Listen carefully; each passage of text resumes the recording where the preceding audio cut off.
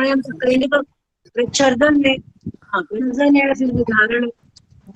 नहीं, जब भी प्राणायाम करते हैं पहले श्वास को बाहर निकालते हैं। पहले खाली प्रच्छर्दन है कर ना, लो बस। बाह्य प्राणायाम है, प्रच्छर्दन है ना, वही तो मैं कह रही हूँ कि वो प्रच्छर्दन है फिर विधारण। चलिए अब रिकॉर्डिंग की व्यवस्था हो गई, अभी माइक म्यूट कर दीजिए। आइए आज गायत्री मंत्र का उच्चारण करते हैं। ओम भूर्भुवः स्वः तत्सवितुर्वरेण्यं भर्गो देवस्य धीमहि धियो यो नः प्रचोदयात्। ओम शांति शांति शांति। योग दर्शन के सभी साधक और साधिकाओं को मेरा अभिवादन। ज्येष्ठों को विशेष अभिवादन, कनिष्ठों को विशेष स्नेह है। ईश्वर की कृपा से प्रश्नोत्तर के साथ योग दर्शन का हमने पूरा अध्ययन किया। तो आज गुरुजी अभयदेव जी को मैं स्मरण करता हूँ, तो उनका एक बढ़िया बिंदु शोध कार्य के लिए होता है व होता था कि किसी भी मंत्र पे अगर काम करते हैं तो आपके पास जितने साधन हैं सभी साधनों से गुजर जाइए और तैयारी बढ़िया ढंग से करें कि दोबारा इस पे श्रम न करना पड़े। दूसरे साधन मिल जाने पर इस विद्या की वृद्धि हो सकती है, इस समझ की आप वृद्धि कर सकते हैं, लेकिन उपलब्ध सारी सामग्री है उनको अवश्य देख लेना चाहिए। तो इस तरह जितना संभावित सामग्री के साथ अध्ययन किया जा सकता है, कराया जा सकता है, तो मैंने करने का प्रयास किया है। आज जो है हमारा मेडिटेशन सत्र है, एक बार प्रैक्टिस है, क्योंकि हमने अभी पढ़ा था किसमें या कभी आप पढ़ेंगे ईशोपनिषद, तो उसमें एक मंत्र आता है कि विद्याम च यस्तद वेदु भयम सह। विद्या जाननी भी चाहिए, अविद्या भी जाननी चाहिए। और अगर केवल विद्या का अध्ययन करते हैं तो आप गहरे अंधकार में जाते हैं, और अविद्या का अध्ययन करते हैं गहरे अंधकार में जाते हैं, और केवल विद्या का अध्ययन करते हैं उससे भी गहरे अंधकार में जाते हैं, क्योंकि जानने वाले को ज्यादा सजा मिलती है और जो न जानने वाला व्यक्ति है, शास्त्रों में अभी अभी प्रवेश किया है, तो उसको वो अगर आचरण नहीं करता तो उसको कम सजा मिलती है। लेकिन दोनों को सजाएं तो मिलती है, लेकिन दोनों का ज्ञान प्राप्त कर जो यथायोग्य उपयोग करता है तो निश्चित रूप से वो लाभ को प्राप्त करता है। किसी अवसर पे इस उपनिषद पे चर्चा करेंगे। आइए आज ध्यान साधना सत्र को लेते हैं। मैं पहले ही उसमें मक्षिकापात मत समझिए। आपने कहा कि अभयदेव जी कहते हैं कि मंत्र के सभी साधन जो है वो प्रयोग में लेने चाहिए। तो किन साधन से अभिप्राय है, मतलब टीकाओं से है या जैसे निरुक्त है, मतलब साधन से अभिप्राय क्या है? ठीक है, तो आप शोध कर रहे हैं, रिसर्च कर रहे हैं, तो उसमें क्या है कि आपके पास भाष्यकार कितने हैं पहले ये देख लें। इसके बाद इस संदर्भ के कहाँ कहाँ वेदों में प्रयोग है, वहां हर प्रयोग में भिन्न भिन्न अर्थ होगा। एक ही गायत्री मंत्र है, उसके 5 प्रयोग हैं, तो 5 स्थलों में जाएंगे भाष्यकारों के 5 तरह के अर्थ होंगे। तो फिर गायत्री मंत्र में क्रिया क्या है इसको देखिए, कर्ता क्या है इसको देखिए, किस विभक्ति किस वचन क्या प्रत्यय है, हर शब्द को खोलिए, ब्राह्मण ग्रंथ में कहाँ क्या टिप्पणियां हैं। तो इस तरह वो जबरदस्त अध्ययन का एक क्षेत्र बनाते हैं। फिर उससे सार आपके हाथ में आ जाता है कि वास्तविक इसका अभिप्राय यह है। तो गायत्री मंत्र का अर्थ जो है हमारे गुरु जी करते थे अभयदेव, उनका है कि सविता देव के उस वर्णीय तेज का मैं ध्यान करता हूं जो मेरी बुद्धि को सन्मार्ग में प्रेरित करता है। प्रेरित करे नहीं, प्रेरित करे नहीं, वो कभी विधिलिंग लकार मानते ही नहीं है, क्योंकि उनके पास साधन है, सामग्री है। प्रमाणों के आधार पर वो कहते हैं ये वर्तमान कालिक प्रयोग है जो मेरी बुद्धि को सन्मार्ग में प्रेरित करता है, हम लोगों की बुद्धि को प्रेरित करता है, उसी सविता देव के लिए, हाँ, उसी के श्रेष्ठ तेज का, जिससे हमारे पाप ताप भुन जाते हैं, वरणीय वर्ग का मैं ध्यान करता हूं। तो इस तरह विविध अध्ययनों को गंभीरता से देखने पर अर्थ बदल जाता है, और हम तो उसी में चिपके रहते हैं। क्या है कि विकल्प का क्या लक्षण है योग दर्शन में? शब्द ज्ञानानुसारी वस्तु शून्यो विकल्प। क्यों ऐसे कहा? हमें तो उसी पे चलना है। तो शब्द ज्ञान के आधार पे जाने पे हाथ में कुछ नहीं लगता, अर्थ तो तात्पर्यार्थ से निकलता है। तो जैसे मीमांसा आदि पढ़ेंगे, शब्द गौण होता है, अर्थ प्रमुख होता है। तो इसलिए निरुक्त में भी कहा कि अर्थ प्रमुखम विज्ञेयम, अर्थ को प्रमुखता से देखनी चाहिए। शब्द को तो तोड़ मरोड़ करके किसी तरह हम संगति बैठा देंगे। तो इस तरह तत्वायामी ब्रह्मणा, इस प्रकरण में निरुक्तकार कहते हैं तत्वायामी, यामी उस परमेश्वर के निकट में जाता हूं, इस तरह क्यों अर्थ करते हैं? तत्वायामी का मतलब है कि तत्व, हाँ, तत्वा याचामी, यामी से याचामी अर्थ ले ले। वो कहते हैं बीच में इसमें च का आगम करा दीजिए, उस ईश्वर से मैं मांगता हूं, ध्यान से मांगने का अर्थ वो प्रमुख रूप से उससे लेते हैं। तो इस तरह अभिप्राय के अनुरूप हम अर्थ ले लेते हैं जहां जैसी संगति होती है। चलिए, आपने विषय को पढ़ाया, आइए आज देखते हैं ध्यान साधना। 5-7 मिनट इसलिए लेते हैं कि हमारे बड़े लोग आएंगे, तो क्योंकि अकेला हूं, जैसे एडमिट के लिए आएगा तो उस एडमिट में उनको अवसर नहीं मिलेगा, वो छूट जाएंगे। ध्यान साधना में जब जाएंगे, मैं आपको एक पत्रक बनाया हूं, वो दिखाता हूं, फिर इसके बाद फिर हम ध्यान साधना में लग जाएंगे। अब वो पत्रक मैं आपको दिखाता हूं। ये आपके समक्ष देखिए, एक पत्रक दिखाई पड़ रहा है, ध्यान पद्धति एक अध्ययन, एक रिसर्च पेपर इस पे बनाया जा सकता है। केवल प्रारूप है, कभी भविष्य में बनाएंगे। जितनी विधियां हमने अभी पढ़ी है और उसका अभ्यास करेंगे, ये पूर्णतः महर्षि जो पतंजलि कहते हैं, आपने क्या ध्यान करता हमें कोई मतलब नहीं, वो कहते हैं ओंकार की उपासना करो और इन सूत्रों के माध्यम से ईश्वर की उपासना करो, आपको जल्दी एकाग्रता की प्राप्ति होगी। तो इस पद्धति का नाम हमने दिया कि वैदिक ध्यान पद्धति है, क्योंकि वैदिक शब्द का मतलब है वेद, उपवेदों के माध्यम से पुष्ट होता है।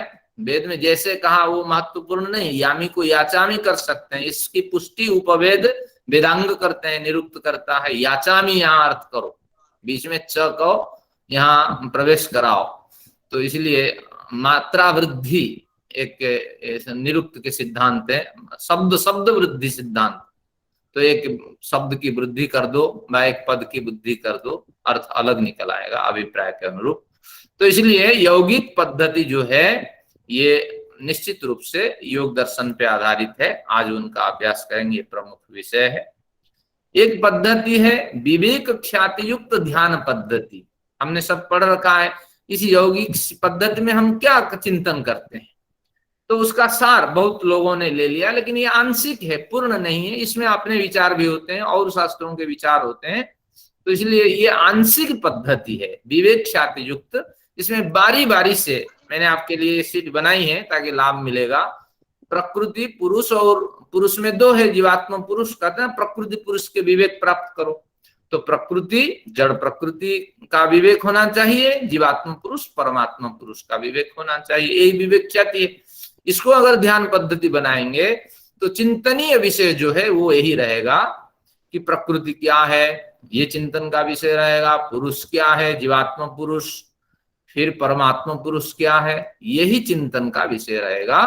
तो इस तरह ये भी एक ध्यान पद्धति है। केवल प्रकृति पुरुष और परमात्मा पुरुष में ध्यान को टिकाना होता है। यहाँ कोई याद नहीं, मंत्र अभ्यास नहीं, सूत्र रटने की बात नहीं।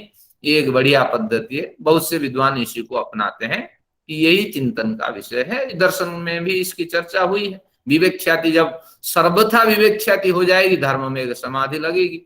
तो इसलिए ये सारे तंत्र में क्यों घुसना है, केवल इसका अभ्यास करो।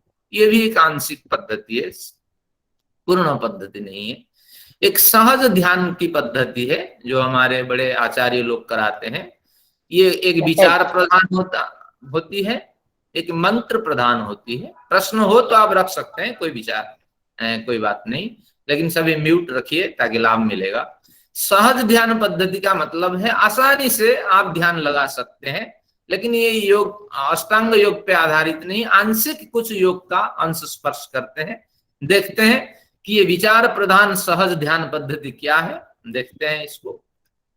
ये विचार प्रधान जो सहज ध्यान पद्धति है, उपर्युक्त जीवात्मा पुरुष के विशेषणों का, यहाँ जीवात्मा परमात्मा पुरुष इनके विशेषणों का चिंतन करना होता है, या केवल परमात्मा पुरुष यहाँ हम लगा सकते हैं। ये जीवात्मा को परमात्मा हटा सकते हैं, प्रकृति जीवात्मा से उनको कुछ लेना देना नहीं है, तो केवल यहाँ परमात्मा पुरुष होना चाहिए। तो यहाँ परमात्मा पुरुष के विशेषणों का मनन चिंतन करके उस पर ध्यान केंद्रित किया जाता है, जो मैंने 9 बिंदु लिखे हैं। तो क्योंकि जितना बिंदु कम होगा ध्यान उतना बढ़िया होगा, ज्यादा बिंदु होगा तो आपका ध्यान जो है खंडित हो सकता है। तो यहाँ एक त्रुटि हुई है कि ये जो जीवात्म पुरुष ये लिखा है, ये परमात्मा पुरुष होना चाहिए। हाँ, ये संशोधन करके फिर कल भेजूंगा आपको। चलिए कोई बात नहीं। तो ये आपका सहज ध्यान पद्धति का स्वरूप है, ये विचार प्रधान है, केवल इसी पे ईश्वरीय चिंतन पे। सार क्या है? ईश्वर पे टिकना है, तो इसलिए प्रकृति पुरुष का चिंतन क्यों करना है, परमात्मा पुरुष का ही चिंतन करें। तो इस तरह विद्वानों के तर्क होते हैं अलग अलग। तो ये विचार प्रधान ध्यान पद्धति है। और एक मंत्र प्रधान ध्यान पद्धति है, गायत्री मंत्र, महामृत्युंजय मंत्र, विश्वानिदेव मंत्र, स्तुतामया वरदा आदि मंत्र, जो प्रसिद्ध मंत्र जो अच्छा लगा तो उसी मंत्र को आधार बना करके, आलम्बन बना करके उसी में ध्यान को केंद्रित करना। तो ये सहज ध्यान पद्धति होती है। ये अष्टांग योग का स्पर्श मात्र है, क्योंकि कोई भी ध्यान तब होगा जब आप आसन प्राणायाम से यात्रा शुरू करेंगे, यम नियम का स्मरण नहीं करेंगे, या यम का पालन करते हैं या नियम का पालन करते हैं इस पर विचार भी नहीं करेंगे, केवल आप ध्यान करना शुरू करेंगे, फिर भी आसन प्राणायाम से ही ध्यान होगा। तो इसलिए योग दर्शन के कुछ अंग इस पे स्पर्श हो जाते हैं, और ये है गायत्री और महामृत्युंजय का मंत्र। इसमें न जीवात्मा का चिंतन होता है, न प्रकृति का चिंतन होता है, और केवल ही हम मंत्र प्रतिपाद्य जो परमेश्वर उनका चिंतन करते हैं। इसमें क्या है, अपने सहज विचारों से चिंतन करते हैं, इसमें मंत्र प्रमुख विचारों से चिंतन करते हैं। तो इस तरह ये जो ध्यान पद्धति का क्रम मैंने दिखाया था, ये सहज ध्यान पद्धति है। एक तत्वमसी ध्यान पद्धति है, ये विद्वान लोग ज्यादातर। एक सेकंड, सहज ध्यान पद्धति में अभी ऑल इंडिया मेडिकल हॉस्पिटल में एक ऑपरेशन में हुआ था, उसका ब्रेन ट्यूम वो था, क्लॉट वगैरह था कुछ उसको, बच्ची को। तो she was 24 year old lady, और उसको कहा था कि तुम जो भी कुछ जानते हो मंत्र या कोई भी स्तोत्र वगैरह, तो कहा कि हनुमान चालीसा। तो शी स्टार्टेड हनुमान चालीसा, और वो करते करते करते करते उसका ऑपरेशन कर दिया। तो ये भी एक उसको ध्यान में ले जाने वाली बात है कि उसको सहजता से उसका ध्यान वहां चला गया, और उसका बिल्कुल ध्यान नहीं रहा, मतलब वो लोकली उसको एनेस्थीसिया दिया था और पूरे होश में उसने ऑपरेशन कराया। ठीक है, ठीक है। तो आपके जो आपका कथन है उसकी तो पुष्टि करता हूं, लेकिन ये सहज ध्यान पद्धति में ये मंत्र प्रधान ध्यान पद्धति नहीं है, क्योंकि वो हनुमान चालीसा का उन्होंने जप किया है। मतलब मंत्र ही कह सकते हैं वहां पर, मैं ये कह रही हूँ कि कुछ वैदिक पद्धति में नहीं आएगा। नहीं, मैं मानता हूँ ध्यान की फिर 2 पद्धतियां हमें माननी पड़ेगी। लोक प्रचलित जो पद्धति है वो लौकिक है, एक वैदिक है। तो वैदिक पद्धति के ये 4 स्वरूप होते हैं। अगर वेद मंत्र से संबंध नहीं है, पतंजलि के ग्रंथों से संबंधित नहीं है, तो इस तरह ठीक है। हाँ, तो आचार्य जी इसमें थोड़ा संशोधन है जो बहन जी ने से छूट गया है। हाँ। डॉक्टरों का कथन था कि ब्रेन का ऑपरेशन करने में शरीर को दर्द नहीं होता, आत्मा को जो भी उसकी फीलिंग, उसमें दर्द नहीं होता, इसलिए वो हो पाया। यदि और किसी अंग का होता तो संभव नहीं है फिर।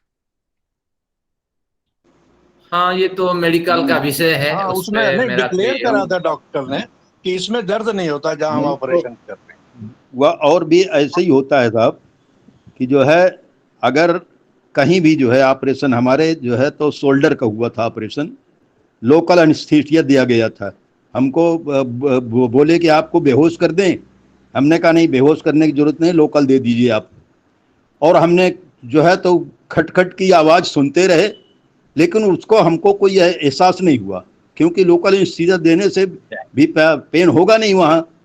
बस आप घबराओ नहीं। तो होता क्या है कि ये जो कहते हैं ना कि कहीं पे आप ध्यान लगाओ या कुछ बोलते रहो, तो आपका चूंकि वहां पर ध्यान रहेगा, इसलिए आपको उस स्थान का ध्यान नहीं जाएगा। ये होता है थोड़ा सा एक तरह से, मतलब आत्मिक बल। तो आत्मिक बल जब आपको है थोड़ा सा, तो आप लोकल एनेस्थीसिया दीजिए, वो उसको कुछ नहीं होने वाला। इसके बाद जो है वो सुनता रहेगा सब चीज कि हाँ मेरा ये हो रहा है, वो हो रहा है। हमने देखा कि कैसे कैसे कट कर रहे हैं वो हमारे जो है बोन को, और वो बिल्कुल ऐसा मालूम होता है कि जैसे उसमें हथौड़ा चला रहे हैं, काट रहे हैं, छेनी चला रहे हैं, लेकिन हमको कुछ नहीं हुआ। ये होता है। ठीक है, चलिए, धन्यवाद। तो ये हमारा वैदिक पद्धति में हमें आंशिक और मतलब पूर्णतः इस रूप से जो ध्यान पद्धतियां हैं, यहाँ तक 3 तक सहज ध्यान पद्धतियां यहाँ तक आ गई हैं। अगर उर्मिल मैडम जी कहेंगी हनुमान चालीसा को हम विचार प्रधान ध्यान पद्धति में लेंगे, लेकिन ये भी नहीं है, क्योंकि विचार पद्धति में भी हमें वैदिक सिद्धांत को अपनाने पड़ते हैं, क्योंकि ईश्वर असंग है, ईश्वर सर्वव्यापक है। तो इस तरह नहीं कि हनुमान उड़ के चला गया, अष्ट सिद्धि नवनिधि के दाता। हाँ, मेरा तो अभिप्राय कदाचित ये नहीं है, मेरा अभिप्राय ध्यान केंद्रित करने से है। वो मंत्र से भी केंद्रित हो सकता है, जिसमें भी आपकी आस्था है उससे केंद्रित हो सकता है। बिल्कुल बिल्कुल। तो 2 सिर्फ प्रकार विषय की आस्था का पद्धतियां, है। हाँ, हाँ, 2 प्रकार पद्धतियां हम मानेंगे, एक वैदिक और एक लौकिक। लोक प्रचलित पद्धतियां भी है, वेदों की बिना सहारे भी लोक प्रचलित जो पद्धतियां हैं, जो मान्यताएं, उस पे भी ध्यान को केंद्रित किया जा सकता है। धन्यवाद आपके विचार। तो अब आया तत्वमसि ध्यान पद्धति का क्रम। इसको भी आपको बारीकी से समझना। ये विद्वान लोग ज्यादातर इसी पे ध्यान को केंद्रित करते हैं। उर्मिला मैडम जी ज्यादा ध्यान इसमें केंद्रित करेंगी समझ जाने के बाद। ये क्या है हम समझते हैं। देखिए, तत्वमसि ये एक वेदांत का वाक्य है। इसका संदर्भ क्या है, हमारे पास कोई प्रमाण नहीं है, पूरे आप ग्रंथ पढ़ जाइए। तत्वमसि कहाँ लिखा है, कुछ नहीं, ये शंकर की देन है। इसी पर बड़े बड़े विवाद है, लेकिन संदर्भ कुछ नहीं है। आते हैं, देखते हैं, तत्वमसि को खोलते हैं। तत्त्वम असि, अद्वैतवाद में शंकर इस मत का स्थापन करके कहते हैं तत् वह, तत् यानी ये, तत् यानी निकट में, तत् यानी दूर में। ईश्वर दिखाई नहीं पड़ता, इसके बारे में हम बोल नहीं सकते। तो तत् यानी वह अव्यक्त परम पिता जो आज तक मन वचन और वाणी से अगोचर है, वह त्वम असि। हे जीवात्मा, तुम ही तो हो, वह परमात्मा तुम ही तो हो, तुम क्यों ढूंढते हो। इसलिए तुम परमात्मा का अंश हो, स्वरूप हो, परमात्मामय बन जाओ। ये अद्वैतवाद का सिद्धांत है। इसको हमें अभी समझना है। त्रैतवाद तक हमारी यात्रा जब होगी तभी ध्यान हमारा लगना है। हमें इस सिद्धांत पे ध्यान नहीं लगाएंगे, क्योंकि कभी भी यह जीवात्मा परमात्मा का अंश बन ही नहीं सकता। और जो संपूर्ण भूत में अनासक्त रूप में विद्यमान है, उस परमेश्वर का यह अंश नहीं हो सकता, जो स्वयं अल्पज्ञ है, अणु परिमाण वाला है, मलिन अंतःकरण से युक्त है। तो ऐसे जीवात्मा, यह जीवात्मा कभी परमेश्वर बन नहीं सकता। तो ये अद्वैतवाद का सिद्धांत यहाँ छोड़ देते हैं। फिर तत्वमसि के को दूसरे विद्वानों ने क्या समझाया। त्वम शब्द को, तत्वमसि को तोड़ दिया। त्वम, हे जीवात्मा तुम, तदसि, तदसि का अर्थ है तस्य असि, तस्य असि, उसी के तो दास हो, उसी की संतान हो, सखा हो, बंधु हो, मित्र हो। तो यहाँ तो एक ईश्वर का कथन था, जीवात्मा परमात्मा में अभेद कथन था, लेकिन यहाँ भेद आ गया, द्वैत आ गया कि परमात्मा एक अलग है और तुम उसी के दास हो, सखा हो, बंधु हो। अरे जो मित्र है, एक मित्र से दूसरा मित्र अलग होता है या नहीं? सखा और मालिक है, सखा और दूसरा सखा तो अलग है, दास और जो मालिक है वो अलग होते हैं। स्पष्ट यहाँ अद्वैतवादियों ने इसका सिद्धांत, जब वेदांत पढ़ेंगे इसको और बढ़िया खोलेंगे, अद्वैतवादियों ने जो कहा था इसको यहाँ खंडन कर दिया। ये कहते हैं द्वैतवादी कहते हैं ये मायावाद का कथन है, तो ये गुमराह करने वाला ये सिद्धांत है अद्वैतवाद। लेकिन द्वैतवाद आप मानो कि जीवात्मा एक अलग है, हम तो उसके दास हैं, उसके सखा हैं, बंधु हैं, मित्र हैं, हमारा पृथक अस्तित्व है। अब ये अद्वैत और द्वैतवाद के अंदर फिर विशिष्टाद्वैत, शुद्धाद्वैत, अचिंत्य भेदाभेद ये चलते रहे, लेकिन द्वैत और अद्वैत ये दोनों पुष्ट होते रहे। अब एक त्रैत सिद्धांत स्पष्ट रूप से निकला। वो क्या करता है, शब्द वही है तत्त्वमसि, वो कैसे उसको घुमाया देखिए, तुम है जीवात्मा, तुम तदसि, उसी के द्वारा सृष्टि में भोग और अपवर्ग भोगने के लिए सदा प्रेरित रहते हो। तदसि, उसी के दास नहीं, उसी के द्वारा तुम प्रेरित हो। ईश्वर के हम दास क्यों? ईश्वर हमारे पिता हैं, तो निश्चित रूप से यहाँ क्या कहा गया कि उसी के द्वारा तुम तदसि, तस्य असि, तस्य प्रेरणया प्रेरितोसि, उसी के की प्रेरणा से तुम निरंतर प्रेरित हो। कहाँ प्रेरित हो? सृष्टि में प्रेरित हो। यहाँ तीन सिद्धांत आ गया कि प्रेरित कहाँ हो रहे हैं? सृष्टि में हो रहे हैं। सृष्टि हमारा साधन, ईश्वर का साधन है, इस साधन की मदद से वो हमें प्रेरित करता है, विविध शरीर देता है। तो इसीलिए जो प्रेरित करता है वो प्रेरणादायक है, अतः सर्वदा उसी की उपासना किया करो। तो इस त्रैतवादी सिद्धांत में हमें ध्यान को केंद्रित करना है। 3-4 वाक्य होते हैं, इनको स्मरण करना है। सत्यम ज्ञानम अनंतम ब्रह्म, तो तत्वमसि का उच्चारण कर, त्रैतवाद के सिद्धांत को स्मरण कर, उसी परमेश्वर की प्रेरणा से प्रकृति रूपी साधन द्वारा निरंतर भोग और अपवर्ग की प्राप्ति के लिए मैं प्रेरित हो रहा हूं। तो इस विचार को लेके परमेश्वर सत्य है, ज्ञान स्वरूप है। और कैसा ज्ञान स्वरूप है? अनंत ज्ञान स्वरूप है। सारे सृष्टि के ज्ञान विज्ञान उसी में विद्यमान है। तो अब फिर वही ब्रह्म है, सबसे बड़ा है, व्यापक है, सूक्ष्मता से और स्थूलता से ये सर्वबृहत तत्व है। फिर प्रज्ञानम ब्रह्म, प्रकृष्ट ज्ञान, जितनी ज्ञान की पर्याप्तता की आप कल्पना कर सकते हैं तो ईश्वर में है। वो हमें जान रहा है, सुन रहा है, देख रहा है, समझ रहा है। फिर आनंदो ब्रह्मेति व्यजानात्, वो आनंद है और ब्रह्म ही आनंदमय है। इस प्रकार भृगु ने इसको जाना, तुम भी इसको जानने की चेष्टा करो। तो ये कुछ वाक्यों को स्मरण करके विद्वान लोग साधना करते हैं। तो यहाँ तक हमारी ध्यान पद्धतियां आती हैं। ये 4 प्रकार की ध्यान पद्धतियां आपको स्पष्ट कर दी गई।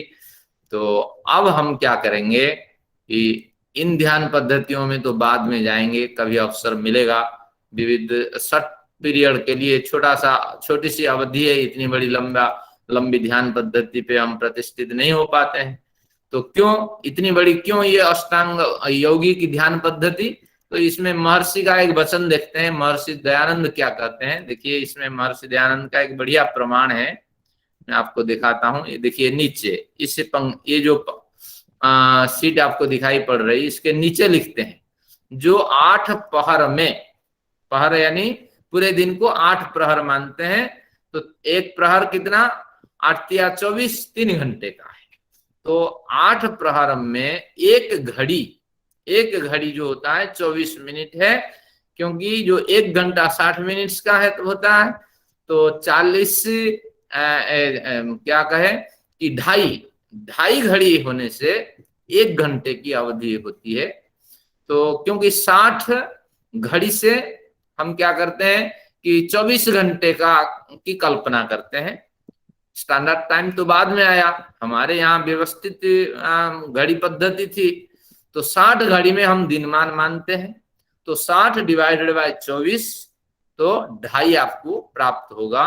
1 घंटा 2.5 घड़ी के का होता है। तो इसलिए ये कहते हैं 1 घड़ी कम से कम आपको ध्यान करना है। देखिए ये सत्यार्थ प्रकाश सप्तम समोल्लास में महर्षि कहते हैं, आप कितना भी बिजी रहो क्या फर्क पड़ता है। 8 प्रहर में जो 1 घड़ी केवल 24 मिनट अगर सुबह 24, शाम को 24 करते हैं, 48 मिनट एक मुहूर्त आप ध्यान कर लेते हैं तो आपको बहुत बड़ा फायदा मिलेगा।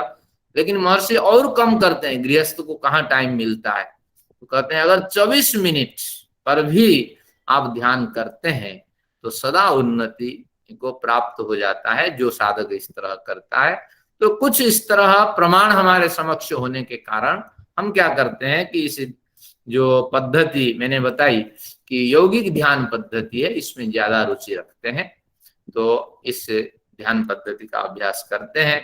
इसकी सारी सीट्स मैंने आपको भेज दी है, पहले से भेज चुका हूं, तो इस सीट्स को आप देख लीजिए। अब फिर भी आपकी जानकारी के लिए मैं कुछ आपको स्मरण कराता हूं। यहाँ से शुरू होता है, मैंने क्या कितने मिनट बताया आपने? एक घड़ी में कितना मिनट हुआ? चलिए, 60 घड़ी में 24 घंटे हो जाते हैं, दिनमान 60 घड़ी का है। हाँ जी, हाँ जी, हाँ जी। तो अगर 60 घड़ी 24 घंटे में होती हैं, तो 60 डिवाइडेड बाय 24 कर देंगे, 2.5 आ गया ना। हाँ, तो 2.5 घड़ी में 1 घंटा हम मानते हैं। तो महर्षि कहते हैं 1 घड़ी आपको ध्यान करनी है, ऐसा नहीं कि तत्काल बैठे, हाथ कान नाक छुए और भाग गए। तो व्यायाम भी करते हैं ना, तो कब आपका जो ये होते हैं, जो आपका फैटनेस कितने मिनट में दूर होते हैं? फैटनेस को दूर करने के लिए आधा घंटा कम से कम व्यायाम करना पड़ता है। 5-7 मिनट में फैटनेस दूर नहीं होता है, कैलोरी बर्न नहीं होती है। तो उसी तरह अगर ध्यान साधना में आगे प्रगति करनी है तो कम से कम 24 मिनट, इसके बिना हो नहीं। हाँ, तो आधा घंटा ही लगेगा। हाँ, जो साधना करने वाले हैं उनके ये विचार हैं। लेकिन व्यक्ति के पास क्या समय है वो उसको देखें, ये कोई राजाज्ञा नहीं है। लेकिन जो प्रगति करना चाहते हैं 24 से 48 मिनट सुबह 24 करिए, शाम को 24 करिए। ठीक है, आगे बढ़ते हैं। मैंने क्या क्या ध्यान साधना में बताया था, देखिए ये क नंबर है, ओंकार उपासना है, योग दर्शन में जो ध्यान पद्धति है। केवल मैं स्मरण कराता हूं, 5 मिनट में पूरा स्मरण हो आएगा, बाकी तो मैं अभ्यास कराऊंगा। इसमें प्रमाण है समाधि सुसुप्ति मुख्येषु ब्रह्म रूपता। तो इसमें ब्रह्म रूप में जिस तरह आनंद की प्राप्ति होती है, धीरे धीरे किसमें? सुसुप्ति में सामान्य सा आनंद है, ना के बराबर है, समाधि में उससे अधिक, मोक्ष में सर्वाधिक।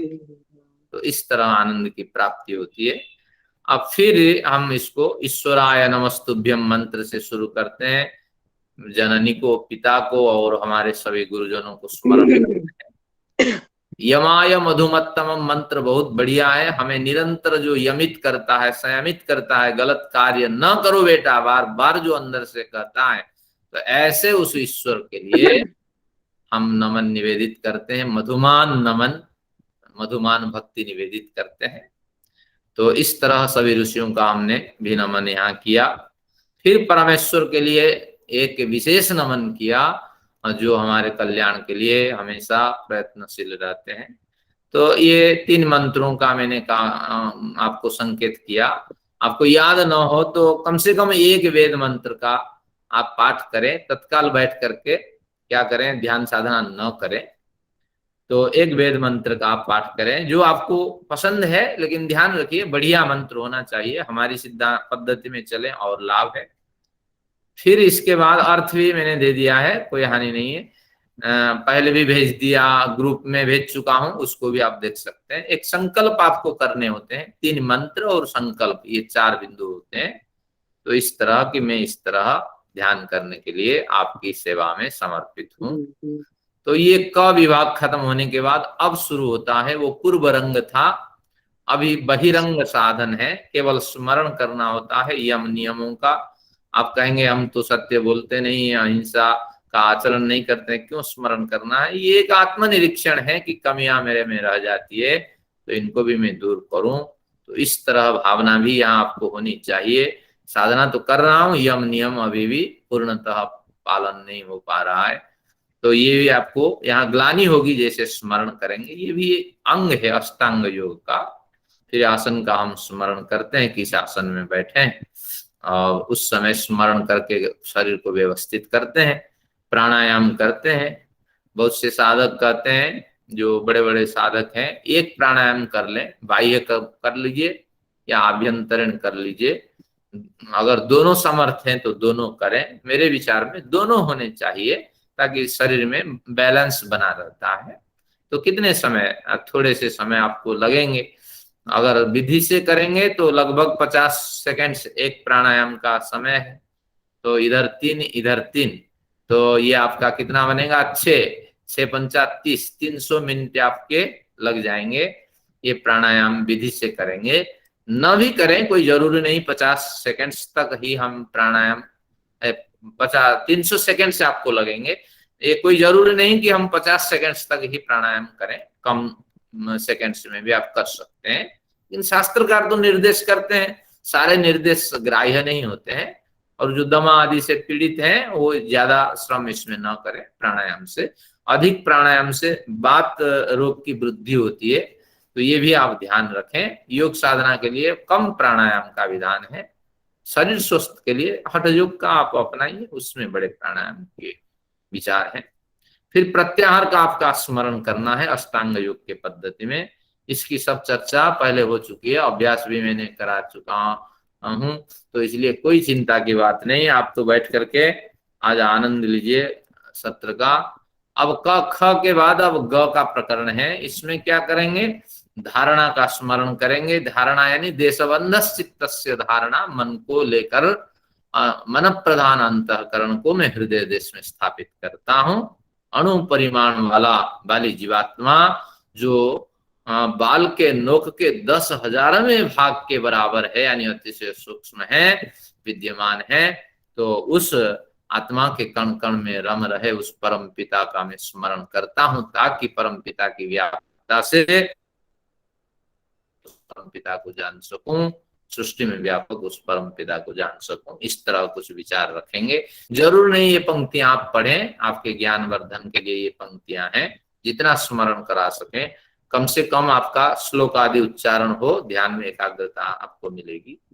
फिर आपका ध्यान शुरू होता है। ध्यान में 3 सूत्रों को आपको याद करना।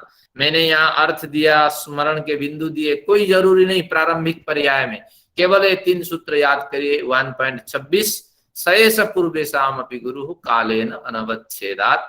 इसका स्मरण करें और इसका अर्थ अभ्यास कर लीजिए, याद कर लीजिए। हाँ, धीरे धीरे ये अभ्यास हो जाने पर फिर इन बिंदुओं का भी आप स्मरण करेंगे। और मैंने कुछ मंत्र दिए हैं कि विषय में गहराई आए, थोड़ा ईश्वर का चिंतन करें। फिर एक दूसरा सूत्र आप उठाइए, ये योग दर्शन समर्थित है, तत्र निरति से सर्वज्ञ बीजम। इस विचार को और पुष्ट करने के लिए मैंने भी कुछ विचार दिए हैं, मंत्र दिए हैं। स्मरण करने की कोई आवश्यकता नहीं, सूत्र और सूत्रार्थ प्रारंभिक पर्याय में स्मरण रखें। अब तीसरा है सूत्र, क्लेश कर्म विपाकाशैर परामृष्ट पुरुष विशेष ईश्वर। तो उसके भी विचार हैं, इनको भी इग्नोर कर दें और केवल मन सूत्र और उसके अर्थों का स्मरण करें। इसी में ही बहुत कुछ दिया हुआ है। धीरे धीरे पात्रता बढ़ जाएगी, फिर आप आएंगे। केवल आप क्या करना कि धारणा में प्रतिष्ठित होकर 3 सूत्रों को स्मरण करना। ये कितना आसान है, योग दर्शनकार ने बताया। और इसके बाद अब आपको इन विचारों से गुजरना होगा। शुद्ध ध्यान उपासना होना चाहिए। हमने एक पढ़ा था ना कि ज्ञान शुद्ध हो जाता है। क्या है सूत्र, क्या है, ज्ञानस्य आनंत्याद ज्ञेयम अल्पम। ज्ञान की इतनी अधिक वृद्धि हो जाती है कि जानने योग्य थोड़े ही विषय रह जाते हैं। वो जो ज्ञान है अशुक्ल कृष्ण कर्म से प्राप्त होने वाला ज्ञान, ये परमेश्वर पर ज्ञान है। ज्ञान तभी शुद्ध होता है जब ईश्वर परक चिंतन उसमें होता है और ईश्वर परक विचार उसमें होते हैं। तो इसलिए यहाँ जो है विचार है, ईश्वर एक है, अद्वितीय है, अखंड है, इस तरह इसका विचार आपको लेना पड़ेगा। सर्वव्यापक है, निराकार है, तो निराकार के बाद वो परम चेतन है और साथ में ईश्वर जो है सच्चिद आनंद स्वरूप है और ओम आनंदम ब्रह्म और आनंदमयो अभ्यासात। इस तरह स्मरण करें।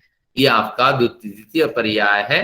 फिर कुछ मैंने आपको एकाग्रता दिलाने वाले मंत्र की एक सीट दी थी, तो उस हिसाब से आपके ध्यान को एकाग्रता में लाने के लिए कुछ मंत्रों का आपको स्मरण करना होता है।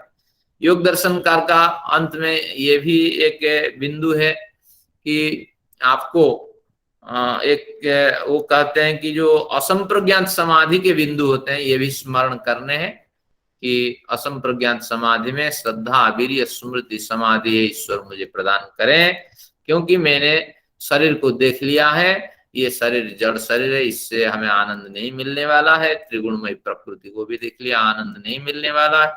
जो कहीं आनंद नहीं मिलता तो अब आपके सानिध्य की कामना है, इच्छा है।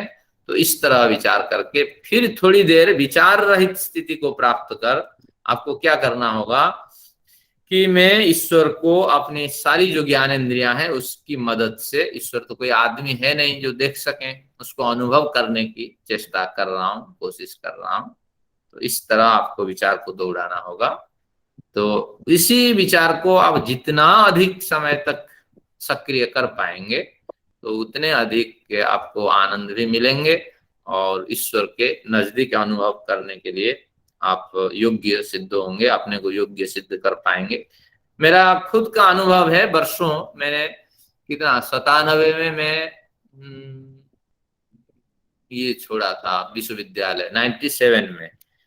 तो तब तक तो मुझे कोई अनुभव नहीं था, लेकिन व्यवस्थित होने पर थोड़ा थोड़ा अनुभव हुआ। कहीं कहीं बिजली सी कौंध दिख जाती है, अचानक एक प्रकाश भी दिखाई पड़ता। तो इस तरह जब कभी एकाग्रता बढ़िया मिल जाती है तो इतना सा कुछ अनुभव होता है, कोई बड़ा अनुभव नहीं। एक बार बढ़िया रोचक अनुभव है, माता जी तो मुझे डिस्टर्ब नहीं करती हैं, और एक बार मुझे लगा कि मैं बिल्कुल ईश्वर के निकट पहुंच रहा हूं और माता जी मुझे किसी प्रयोजन से बुला रही थी और जोर से आवाज ना करे हिला रही थी। मुझे अनुभूत हो रहा था कि देखो ईश्वर मुझे बुला रहे हैं, हाँ कोई ना कोई अनुभव हो रहा है। मैं बड़ा आनंद में था और जोर से हिलाने के बाद नेत्र खुला तो देखा कि मैं तो भ्रांति में हूँ, भ्रम में हूँ। तो इस तरह मुझे कोई बड़ा अनुभव नहीं हुआ, क्योंकि मैं साधक के हिसाब से कभी साधना नहीं की है। लेकिन वो सब आप लोगों पे निर्भर है, या कभी मुझे साधक की स्थिति मिलेगी। मैं तो एक सामान्य जानकारी रखने वाला विद्वान के रूप में ही जी रहा हूँ। चलिए, ये कुछ विधियां हैं, अब आपको सारी विधियां बता दी, सीट से आपके पास पहुंच जाएंगी। और अब हम क्या करते हैं, ध्यान साधना करेंगे। समय कितना है, 46 मिनट, और महर्षि ने कहा 24 मिनट तक ध्यान होना चाहिए। ये 30 मिनट तक जा सकता है, क्योंकि मेरा एक सिद्धांत है, आंख बंद हो जाए तो समझना आधा घंटा ईश्वर के लिए समर्पित हो जाना है। चलिए, आप पहले व्यवस्थित होकर बैठ जाइए। ऐसा नहीं कि आप बैठने के बाद आसन नहीं बदल सकते, ऐसा नहीं। स्थिर सुखम आसनम, 10 बार भी आप पैर को बदल सकते हैं, लेकिन ध्यान रखना कि एक आसन में बैठे तभी बड़ा आनंद मिलता है। आप आसन भी कई बार बदल सकते हैं ध्यान साधना में। आइए, व्यवस्थित हो जाइए, आंखें बंद कर लें। ये प्राथमिक पर्याय है आंख बंद करने का। दोनों हाथ घुटनों पे या वैराग्य मुद्रा में आपके समक्ष जो एड़ियां हैं उस पे रखें। ध्यान साधना का आप अभ्यास कर चुके हैं तो कोई नया नहीं है ये। गर्दन और रीढ़ की हड्डी ये व्यवस्थित रहे।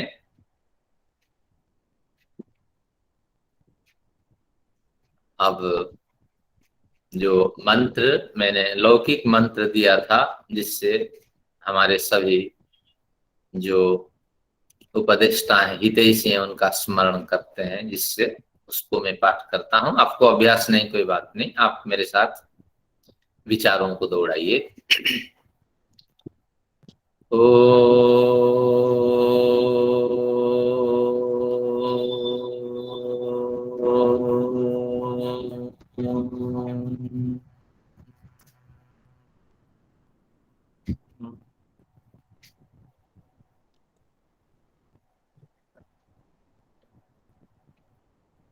ईश्वराय नमस्तुभ्यं जनन्यै च नमो नमः। जनकाय नमस्तेस्तु भूयः श्री गुरवे नमः। मैं उस घट घटवासी परमेश्वर के प्रति नमन निवेदित करता हूँ। मैं अपनी माँ के लिए नमन निवेदित करता हूँ। अपने शरीर को सक्रिय बनाने वाले उस परम पिता के लिए, उस परम पिता जनक हमारे पितृस्थानीय पूज्य देव के लिए नमन निवेदित करता हूँ। भूयः श्री गुरवे नमः। सास ससुर तथा गुरु आचार्य हितैषी जो हमारे जीवन के कल्याणकारी पुरुष माने जाते हैं, उन सभी के लिए नमन निवेदित करता हूं। एक बार फिर इस मंत्र को पढ़ते हैं। ओम ईश्वराय नमस्तुभ्यं जनन्यै च नमो नमः। जनकाय नमस्तेस्तु भूयः श्री गुरवे नमः। मंत्र या श्लोक को पढ़ने के बाद अर्थ पढ़ने की कोई आवश्यकता नहीं, उस पाठ के साथ अर्थ स्मरण करें, बड़ा आनंद आता है। आइए ईश्वर का नमन करते हैं। यमाय मधुमत्तमं राज्ञे हव्यं जुहोतन इदन्नम ऋषिभ्यः पूर्वजेभ्यः पूर्वेभ्यः पथिकृतेभ्यः। हमारे अंदर विद्यमान होकर गलत प्रवृत्तियों के प्रति घृणा, लज्जा, ग्लानि उत्पन्न करने वाले उस परम पिता के प्रति मैं मधुमान स्तुति, मधुमती स्तुति निवेदित करता हूँ। ऐसी ही स्तुतियां मैं अपने पूर्वज सभी ऋषियों के लिए, मार्गदर्शकों के लिए निवेदित करता हूँ। ओम नमः संभवाय च मयो भवाय च नमः। शंकराय च मयस्कराय च नमः। शिवाय च शिवतराय च। आइए संकल्प करते हैं। हे परम पिता, मैं विविध दुखों की निवृत्ति और आनंद की प्राप्ति के लिए अपने पूर्ण सामर्थ्य से आपका ध्यान करने के लिए आपकी शरण में आया हूं। इस कार्य में मुझे पूर्णतः सफलता मिले, आप ऐसी कृपा कीजिए। ये आपका पूर्व रंग समाप्त होता है। सारी विधियां मौन और अंदर ही अंदर होगी, पास में बैठने वालों को आवाज न हो और आपके कारण से कोई पीड़ित या दुखी न हो। आइए अब बाह्य बहिरंग का अभ्यास करते हैं। हे परम पिता, मैं यम से अर्थात अहिंसा, सत्य, अस्थेय, ब्रह्मचर्य और अपरिग्रह से युक्त हूँ। नियम, हे परम पिता, मैं नियम से अर्थात शौच, संतोष, तप, स्वाध्याय, ईश्वर प्रणिधान से युक्त हूँ। हे परम पिता, मैं सुखासन में उपविष्ट हूँ। हे ईश्वर, मैं प्राणायाम का अभ्यास करने के लिए उद्यत हूँ। अब आपको बाह्य प्राणायाम कम अंतराल के साथ करने होंगे। यात्रा लंबी है, समय पे समाप्त हो। 3 बाह्य प्राणायाम, 3 आंतरिक प्राणायाम विधि मैंने बता दी है, तो आपको स्वयं करना है। आप शुरू करें।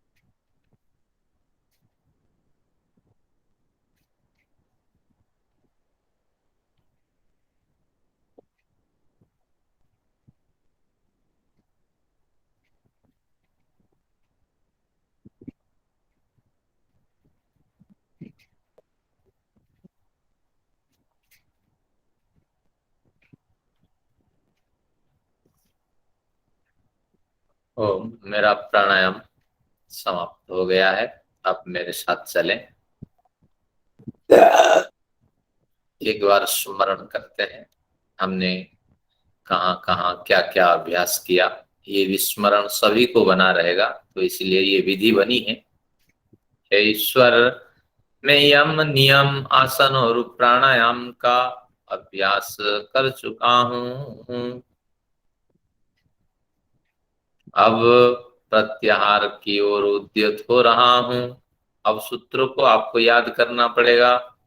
प्रत्याहार क्या है, नहीं तो विस्मरण बना रहेगा। सो विषया संप्रयोगे चित्तस्य स्वरूपानुकार इवेन्द्रियाणाम प्रत्याहारः। इंद्रियों का जो विषय है, जो मांग है, उन मांगों के प्रति असंबंध संबंध स्थापित कर स्थिर चित्त के समान इंद्रियों का व्यवहार को सिद्ध करना प्रत्याहार है।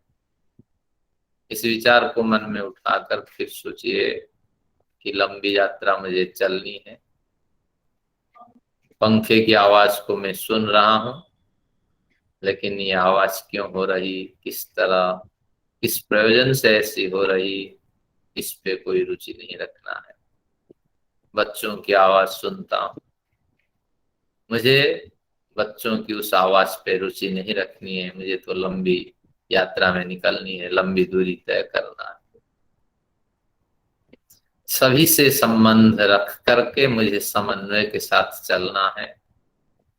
तो इसी का नाम प्रत्याहार है। सभी विषयों को रुचि पूर्वक सुनते हुए भी अनासक्ति भावना का एक अनुभव थोड़ी देर अंदर दौड़ाइए।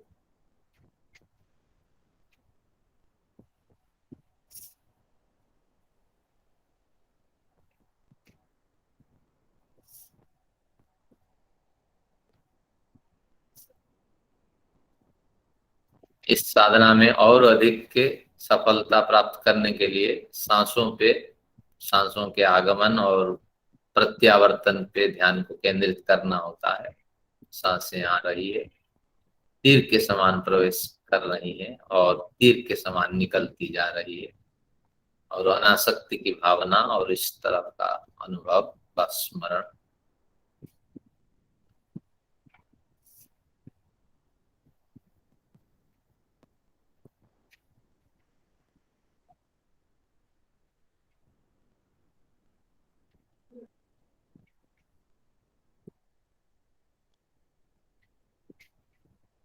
आइए धारणा पे मन को टिकाते हैं। देशबंधश्चित्तस्य धारणा है ईश्वर में मन प्रधान अंतःकरण को उन्हीं के ही निवास स्थान चित्त में स्थापित करता हूँ। यदि तद हृदय मनस्सैतत्, मैं उसी को हृदय मानता हूँ। जहाँ मन है प्रज्ञानम विज्ञानम अज्ञानम सर्वाण्येवेतानि प्रज्ञानस्य नामधेयानि। जहाँ प्रज्ञान बुद्धि समृद्धि निवास करते हैं, सफलताएं जहाँ निवास करती हैं, समृद्धि जहाँ निवास करती है, वही अंतर हृदय है। मैं उसी स्तर में मन को स्थापित करता हूँ। वहाँ अणु परिमाण वाला जीवात्मा विद्यमान है, उनका विस्मरण करता हूँ। उसके कण कण में विद्यमान परमेश्वर को अनुभव करने के लिए मैं प्रयत्न करता हूँ। अंगुष्ठ मात्र पुरुषः ज्योतिरिवाधुमकः ईशानो भूत भव्यस्य स एवाद्य स्वः।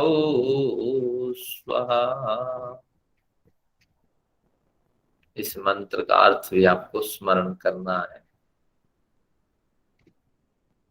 आइए योग दर्शन के ईश्वर स्मरण पर 3 सूत्रों का स्मरण करते हैं। ओंकार का उच्चारण और अंत में सूत्र स्मरण। ओ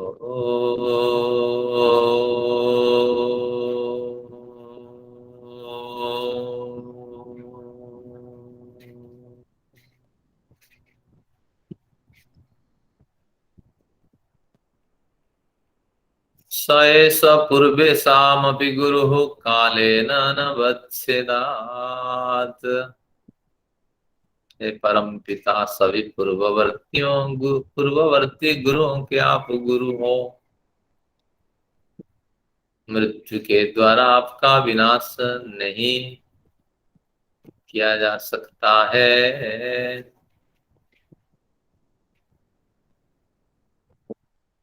आप हमारे पूर्ववर्ती गुरु, आदि गुरु, माता हो और पिता हो। त्वं हीनः पिता वसो, त्वं माता शतक्रतो बभूवीथ, अधाते स्वं नमीमहे।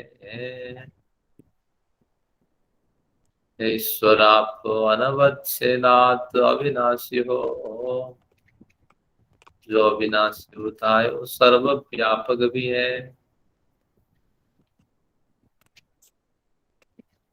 विश्वतश्चक्षुरुत विश्वतो मुखः, विश्वतो बाहुरुत विश्वतः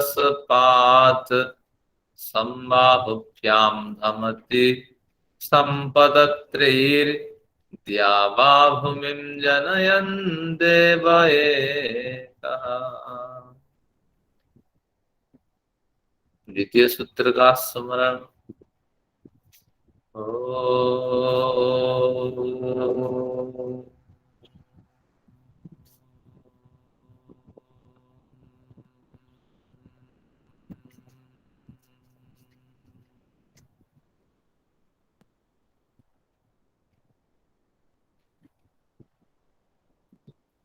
तत्र निरतिशयं सर्वज्ञ बीजम्, तत्र उस परमेश्वर में सर्वज्ञ बीजम, सृष्टि के सारे ज्ञान विज्ञान निरतिशयम, सर्वातिशय रूप में विद्यमान रहते हैं। सृष्टि के आदि में वहीं से ज्ञान विज्ञान प्रकट होते हैं। सृष्टि के अंत में उसी में अवस्थापित होते हैं। हे परम पिता, तू हमारे समस्त कर्मों के ज्ञाता, दृष्टा, साक्षी, प्रमाणज्ञ और उपदेष्टा है। हम अपनी स्वतंत्रता के अधिकार से जैसे जैसे कर्म करते हैं, आप सर्वज्ञता के अधिकार से उसे त्यों त्यों जानते हैं। इसलिए तो अथर्ववेद कहता है, यह तिष्ठति चरति यश्च वंचति, यो निलायम चरति यह प्रत्यंकम, द्वौ सन्निसद्य यन्मन्त्रयते, वेदस्तद राजा वरुण तृतीयः।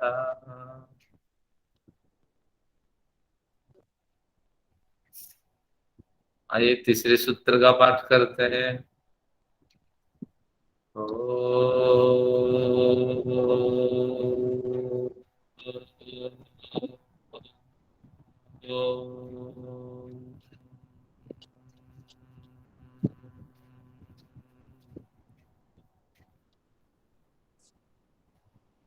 क्लेश कर्म विपाकाशैरपरामृष्टः, पुरुष विशेष ईश्वरः। अविद्यादि पांच क्लेश कर्म, शुभ अशुभ और मिश्रित कर्म, क्लेश कर्म विपाक, सुख दुख रूपी फल, आशय, धर्म धर्माधर्म संस्कार और वासना संस्कार, इन सभी से अपरामृष्ट हो। है ईश्वर, आप अच्युत हो, अर्थात आप नित्य मुक्त हो, निर्विकार हो, अनासक्त हो। मुझ में भी अनासक्ति की कमी है, मुझे उसे प्रदान करें। हे ईश्वर, आप न्यायकारी हो, क्योंकि योग्य व्यक्ति को क्लेश कर्म विपाकाशय से युक्त करते हो। है ईश्वर आप पुरुष विशेष हो अर्थात आप सर्वरक्षक हो और आप आनंदमय स्वरूप हो। अकामः धीरः अमृतः स्वयंभुः रसेन तृप्तः न कुतः नो नः तमेव विद्वान्न विभाय मृत्यु आत्मानं धीरमजरं युवानम्। अब यहाँ तक वाचिक ध्यान आपका समाप्त हो गया। अगर शब्दार्थ में नहीं करता तो ये मैंने देखा 10 मिनट के अंदर यहाँ तक मैं पहुंच जाता हूँ। अब आपको मानसिक चिंतन पे बल देना है। 5-7 वाक्यों को बारीकी से स्मरण करना है। हे ईश्वर आप एक हो, अगर ईश्वर एक है इस विशाल सृष्टि लोकांतर में, वो निश्चित रूप से आकाश के समान परिव्याप्त होंगे। इस तरह चिंतन को दौड़ाइए।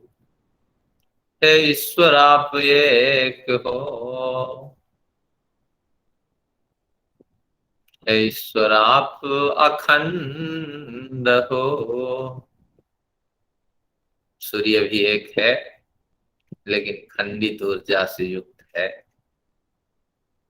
सूर्य में सांद्रता है, घनापन है,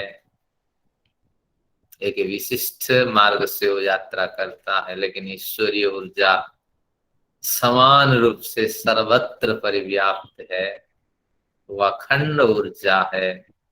यानी एक ऊर्जा की छतरी है, वो ऊर्जा का एक ग्लोब है, इसके अंदर सारी सृष्टि विद्यमान रहती है। सब और समान परिमाण में ऊर्जा है। इस तरह चिंतन करें अखंड से। हे ईश्वर आप निराकार हो, आकार रहित, आकाश के समान ईश्वर परिव्याप्त है। हे ईश्वर आप अनासक्त हो, सभी वस्तुओं से आपका संबंध, सभी का मूल आधार। लेकिन किसी को अपने व्यवहार सिद्ध करने के लिए आपसे परेशानी नहीं होती। बेलगाव अछूत आपका संबंध है सभी पदार्थों के साथ। हे ईश्वर आप आनंदमय हो, सच्चिदानंदम ब्रह्म। आप सत हो, सभी का मूल आधार हो, अविनाशी तत्व हो। प्रकृति जीवात्मा आप ही के अविनाशी तत्व में आश्रित रहते हैं। आप चित हो, परम चेतन हो, हमें देख सुन जान रहे हैं। आप कुछ बताना चाहते हैं, हम वहां तक नहीं पहुंच पा रहे हैं। हम में आनंद स्वरूप की कमी है और आप आनंद स्वरूप हो, आनंदमयो अभ्यासात। आप इसलिए आनंद स्वरूप हैं क्योंकि दुख जन्म प्रवृत्ति दोष मिथ्या ज्ञान से आप रहित हैं। त्रिविध दुखों से आप अबाधित हैं, इसलिए आनंदमय स्वरूप है। अभ्यासात, बार बार शास्त्रकारों ने आपका इस तरह कथन किया है। मैं भी आपसे जुड़कर अपने सामर्थ्य के अनुसार थोड़ा बहुत आनंद प्राप्त करने की चाह रखता हूं। ये द्वितीय पर्याय आपका समाप्त होता है। प्रथम में वाचिक, ये द्वितीय में 5-7 वाक्य मानसिक रहे। अब आपको वाचिक और मानसिक इस साधना से रहित एक अनुभविक साधना पे चलनी है। उस आनंदमय परमेश्वर से जुड़ने के लिए मेरी समझ में जो आनंद की स्थिति है तो उसकी बनावट मैं बनाता हूँ। मन ही मन ये विचार उठाइए। दिशः प्रसन्ना गगनम निर्मलोड़ु गणोदयः। दिशाएं प्रसन्न है, गगन में सुंदर नक्षत्र खिल रहे हैं, प्रकाश पृथ्वी तक उनके आ रहे हैं। द्विजालिकुल सन्नादास्तवकाः वनराजयः। बिहक चहचहा रहे हैं, भौरे की गुंजायमान है, सुंदर पुष्प खिले हुए हैं, सुगंधि से मैं आप्यायित हूँ।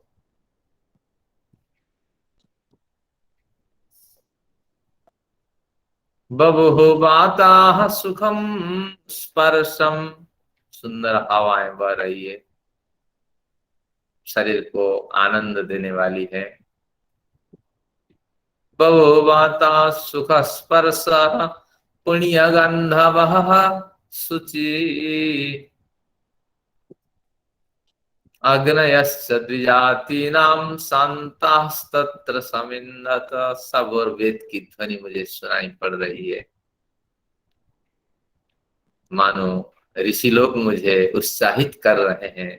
तो वेद मंत्रों की सहारे के सहारे ईश्वर में आपने प्रतिष्ठित कर। हे ईश्वर, अग्न आया हिवीत हे ईश्वर, प्रीति के लिए मेरी स्तुति स्वीकार करने के लिए तुम आओ। गृणानो, मेरे द्वारा स्तुति किए जाते हुए हव्यदातये, मेरी जो अभिष्टि है उसकी पूर्ति के लिए, आनंदानुभव कराने के लिए तुम आओ। निहोता सत्स्य वर्हिषि, इस सुंदर वातावरण में हम दोनों बैठेंगे। मैं हजारों जन्म का अनुभव तुम्हें बताऊंगा। तुम ही न पिता वसो, तुम माता सतक्रतो बभुवीथ, अधाते सुमनमी महे। हम आपके अबोध बालक हैं, जाएं तो कहाँ जाएं। सभी शास्त्रों को पढ़कर इस पूर्ण समझ के साथ आपकी शरण को मैंने श्रेष्ठ मान लिया। यथेच्छसि तथा कुरु, जो आपकी इच्छा, अब वही फल प्रदान करें। मेरे से गर्वित निंदित व्यक्ति दूसरा कोई नहीं मिलेगा। और मैंने भी समझ लिया है कि मेरे उद्धार के लिए आपसे योग्य व्यक्ति, योग्य तत्व इस सृष्टि में नहीं है। जो आपकी इच्छा। अग्ने नया सुबधाराय समान, हाथ पकड़ करके ले चलो। उस बालक का स्मरण करें जो माँ बाप के हाथ पकड़ के चलता है। हम चलने के लिए तैयार हैं। अगला कौन सा जन्म आप दिलाओगे? बिना शर्त के हम उसे स्वीकार करने वाले हैं। अग्ने नया सुबधाराय समान, विश्वानि देव वयुनानि विद्वान। तुम ही सारी बनावट जानते हो। अगली बनावट हमारे लिए क्या होगी ये तुम ही निर्णय करोगे।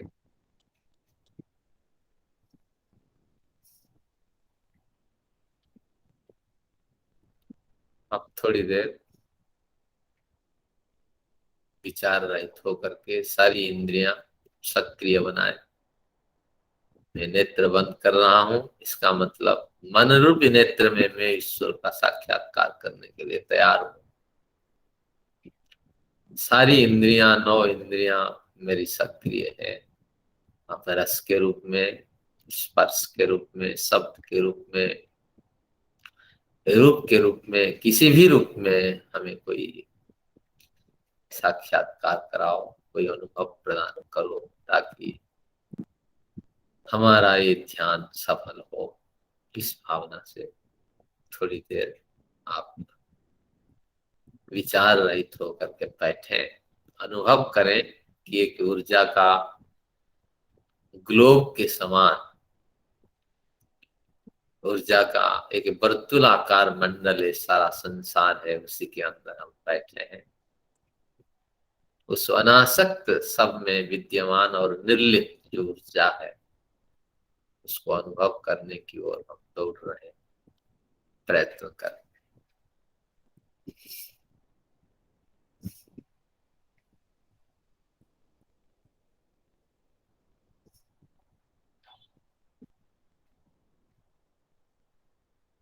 इस विधि को आप ज्यादा लंबा खींचेंगे, मंत्र समापत्ति के मैंने दे रखे हैं, बीच बीच में एक एक मंत्र पाठ करें, अनुभव की ओर दौड़ लगाएं।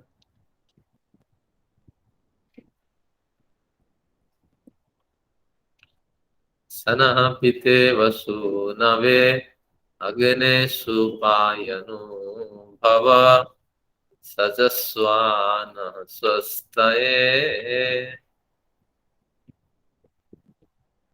संतान के लिए पिता सुलभ प्राप्त होता है, माँ सुलभ प्राप्त हो जाती है, उसी तरह आप सुलभ प्राप्त हो जाएं, कुछ अनुभव के विषय बने। और हमने सुना है, तमेव विदित्वा मृत्युमेति, ईश्वर को जाने बिना, अनुभव किए बिना, साक्षात्कार किए बिना मृत्यु को हम लांघ नहीं सकते। इसलिए हमारा यह प्रयास है, कुछ अनुभव में आए। योग दर्शन हमने पूरा अध्ययन किया, प्रयोजन यही रहा, ईश्वर का कुछ अनुभव हो।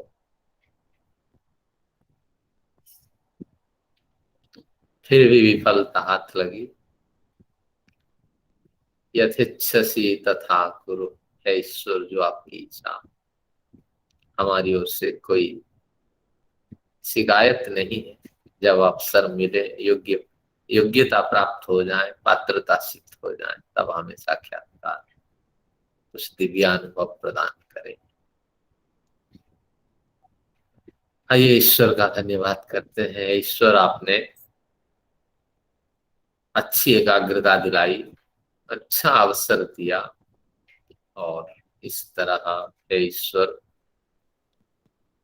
आपकी कृपा से जब उपासना आदि कर्म करते हुए हम शीघ्र ही धर्मार्थ काम मोक्ष को प्राप्त होंगे। ओम शांति, ओम शांति, शांति।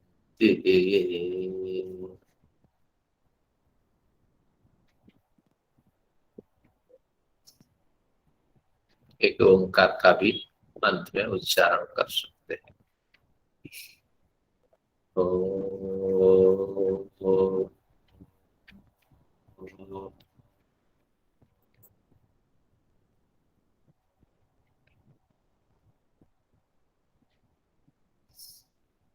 दोनों हाथों का घर्षण करें, नेत्रादि में बहे हुए जो आंसू है उसका परिमार्जन करें, 3-4 बार भले लगे। नेत्र खोलने की कोई इतनी जल्दी आवश्यकता नहीं है। ईश्वर से स्मरण का, ईश्वर का स्मरण करते रहिए कि जो अनुभव मुझे ध्यान साधना में मिला वही व्यावहारिक जगत में हमेशा मिलता रहे। इस अनुभव के साथ आप कमर सीधी करें, दोनों पैरों को फैलाइए, एड़ियां व्यवस्थित करें, पैर को एड़ियों को घुमाइए और मधुर मुस्कान के साथ फिर नेत्र खोले। ईश्वर का स्मरण करते हुए धीरे धीरे आप अपने कार्य में प्रवृत्त हो जाए।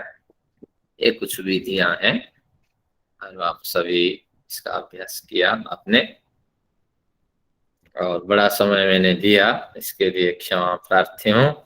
और आप साधक बन गए हैं तो स्वयं ही इसका अभ्यास करें और दूसरों को कराएं, और स्वयं ही शास्त्र सिद्धांत जो विधि है वो निकालें कोई योग दर्शन की एक विधि नहीं है। इदम इत्थम विधि, यही ही वास्तविक विधि है, ऐसा कुछ नहीं है। जैसे हम शास्त्र अध्ययन करते हैं तो उसके अनुकूल हम चलते हैं। तो आज तक योग की यही ही प्रामाणिक विधि है, ये निर्णय नहीं हो पाया है। तो इसलिए कोई ग्लानि मन में न रखें। इस विधि में हमने शास्त्रकारों के सभी वचन को लिए, वेद मंत्रों को भी दिया, फिर हमने साधनाएं लगाई, फिर अपने अंदर की जो भावनाएं होती हैं वो व्यक्त की। तो इस तरह एक विधि जो मैं अपनाता हूं, तो मैंने इसको आप लोगों को सौंप दिया है। तो फिर आप इसकी वृद्धि करें और इसमें कुछ आर्ट करें और विकास करें। तो यही कुछ विषय आज का रहा। जिनको जाना है आज की कक्षा समाप्त कर दी जाती है, और जिनको कुछ पूछना है विधि के बारे में, क्योंकि सत्र समाप्त है, एक आत्मनिरीक्षण प्रकरण के बाद सत्र समाप्त हो जाएगा। फिर आप